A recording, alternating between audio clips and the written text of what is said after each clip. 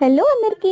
బఠానీ సీజన్ వచ్చేసింది కదా! అవి స్టోర్ చేసుకోవడానికి 2 టిప్స్ చెప్తా. ఒకటి 90% ఉడకబెట్టేసి ఒక జిప్ లాక్‌లో వేసి ఫ్రీజర్స్‌లో పెట్టేసుకుంటే ఇయర్ అంతా ఉంటాయి. ఇంకొకటి వాటిని ఎండబెట్టి స్టోర్ చేసుకుంటే కూడా ఇయర్ అంతా ఎప్పటి వరకన్నా ఉంటాయి. కావాల్సినప్పుడు ముందు రోజు నానబెట్టి నెక్స్ట్ డే ఇలా కర్రీ చేసుకుంటే సరి. సో, మార్నింగ్ ఏ బాక్సెస్ కోసం హడావిడి లేకుండా త్వరగా అయిపోయే కర్రీ అనమాట. హెల్తీ కూడా.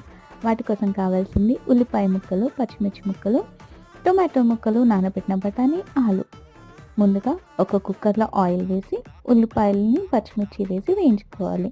తర్వాత పసుపు, అల్లం వెల్లుల్లి పేస్ట్ కూడా వేసేసి వేయించాక టొమాటో ముక్కలు అవి కూడా బాగా మగ్గాక ఆలు ఇంకా బఠానీ వేసి కలుపుకొని ఉప్పు, కారం, గరం మసాలా, కసూరి మేతి వేసి కలుపుకొని వాటర్ పోసేసుకొని తర్వాత మూత పెట్టేసుకుని ఒక 5 విజిల్స్ వస్తే సరిపోతుంది.